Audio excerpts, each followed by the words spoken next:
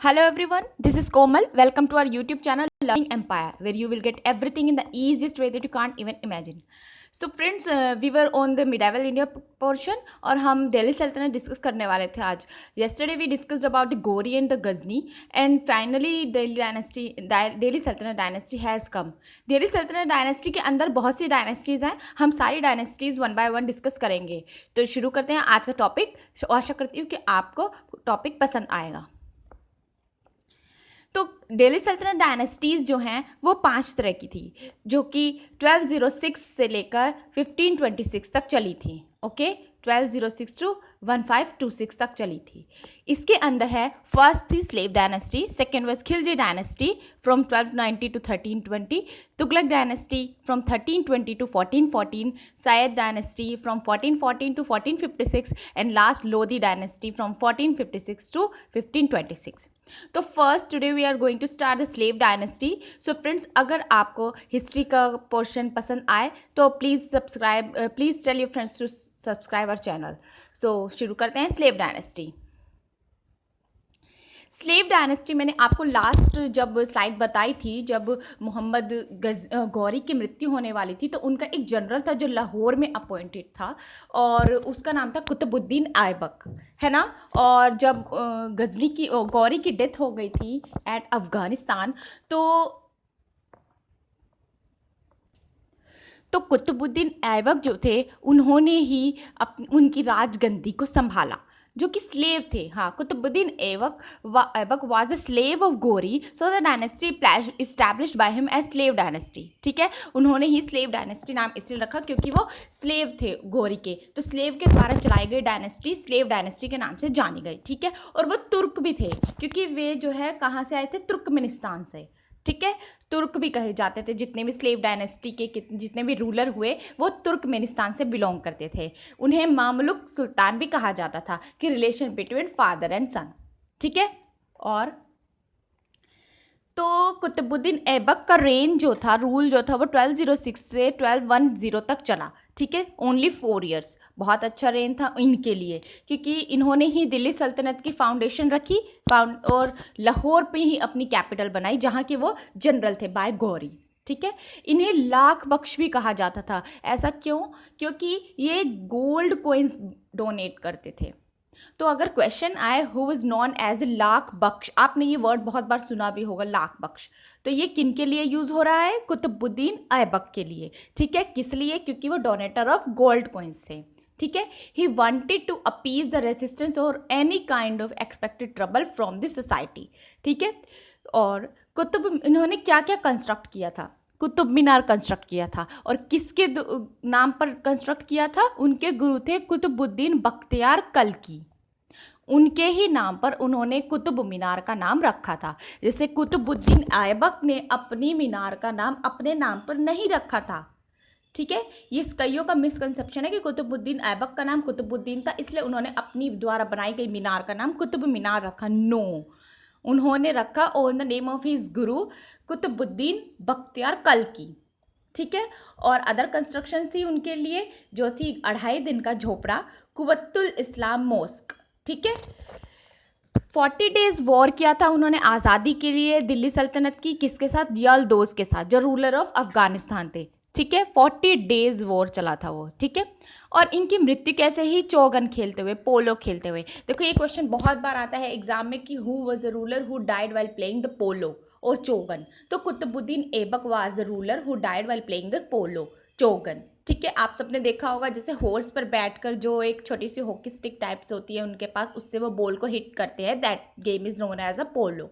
ठीक है, तो उसको खेलते हुए उनकी मृत्यु हो गई. ठीक है, नेक्स्ट है हमारी आलम शाह आए. फिर दिल्ली सल्तनत में स्लेव डायनेस्टी को चलाने के लिए कुतुबुद्दीन ऐबक के बाद आलम शाह आए. आलम शाह क्यों आए? क्योंकि वो सन ऑफ ऐबक थे. ठीक है, इन्होंने सिर्फ 1 ईयर भी शासन नहीं कर पाए, क्योंकि उनकी मृत्यु कर दी गई बाय इल्तुतमिश, जो कि सन इन लॉ थे कुतुबुद्दीन ऐबक के लिए. मीन्स राजगद्दी के लिए उन्होंने अपने ब्रदर इन लॉ की डेथ कर दी. ठीक है, अब इल्तुतमिश का शासन आया. थोड़ा सा लंबा शासन है, 1211 टू 1236. ठीक है। तो son in law of Qutbuddin Aibak थे वो रियल फाउंडर ऑफ दिल्ली सल्तनत कहे जाते हैं। अगर आपसे क्वेश्चन किया जाए who was the founder of the Delhi सल्तनत, then the name would be Qutbuddin Aibak. And on the other hand the question comes as who was the real founder of the Delhi सल्तनत, तो फिर the answer will be Iltutmish. Okay.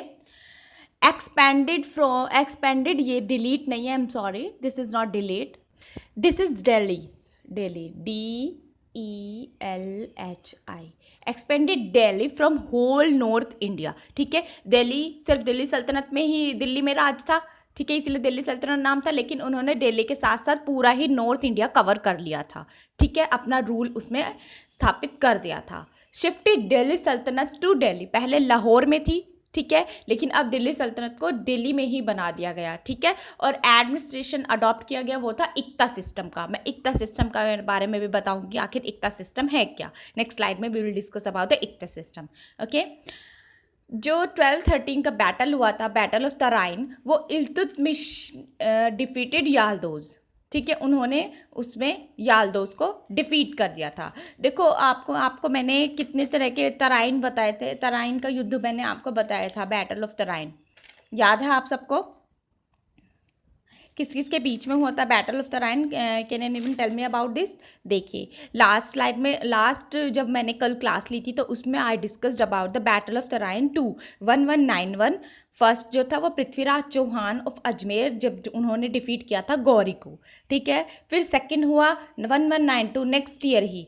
ठीक है, वो भी फिर से गौरी और चौहान के ही बीच में हुआ था, लेकिन इस बार जो है चौहान ने गौरी ने पृथ्वीराज चौहान को हरा दिया था, अरेस्ट कर दिया था और इनकी मृत्यु कर दी थी। और क्यों हुई थी उनकी मृत्यु, मैंने ये भी बताया था, क्योंकि बाकी जो स्टेट थे उन्होंने उनकी सहायता नहीं की थी, और एक थे जयचंद्रा जो कि खुद चाहते थे कि मैं वहाँ पर जाकर कब्जा करूँ, तो उन्होंने पृथ्वीराज चौहान की हेल्प नहीं की थी। और जब एंड में जब पृथ्वीराज चौहान जी की मृत्यु हो गई तो उसके बाद जयचंद्रा ने जो है गौरी के साथ युद्ध किया, जिसमें जयचंद्रा की भी मृत्यु हो गई थी। ठीक है, थर्ड युद्ध हुआ, थर्ड बैटल हुआ तराइन का 1217 में। ठीक है, वो इल्तुतमिश ने डिफीट कर दिया था याल्दोज को।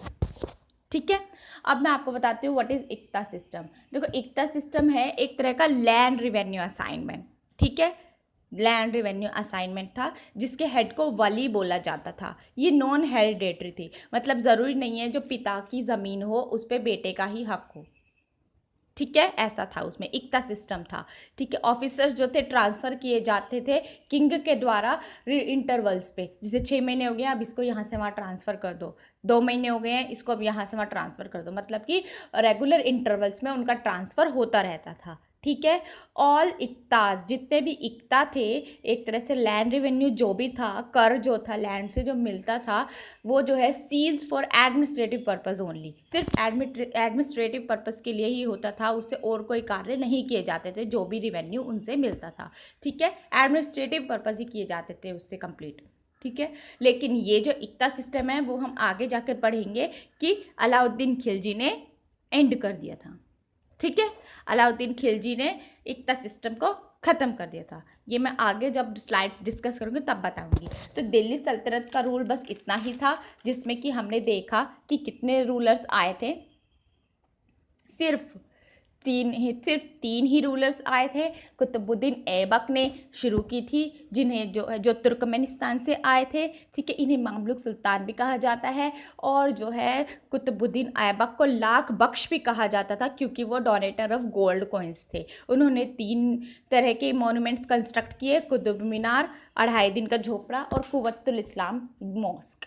रूलर ऑफ अफ़गानिस्तान जो कि याल्दोज था, उनके साथ जो है उनकी 40 डेज़ वॉर चलती रही, और कुतुबुद्दीन ऐबक की मृत्यु पोलो खेलते हुए हुई।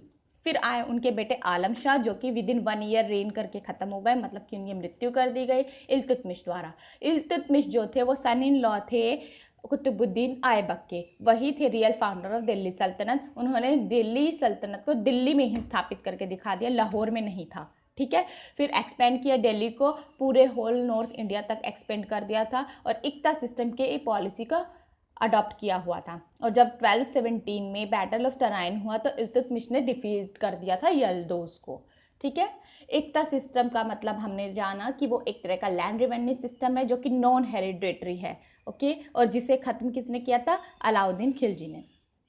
तो this is the end of slide show. तो तो अगर आपको ये स्लाइड पसंद आई हो तो please like button and please subscribe our channel and tell your friends to subscribe to and please share as much as you can. तो दिस वाज कोमल, आपसे विदा लेती हूँ। तो आपसे नेक्स्ट स्लाइड में मिलती हूँ। अब की बार हमने दिल्ली सल्तनत डिस्कस किया, अगली बार हम डिस्कस करेंगे एक नया टॉपिक। होप खिलजी डायनेस्टी समझ ही गए होंगे। तो ठीक है, शुक्रिया।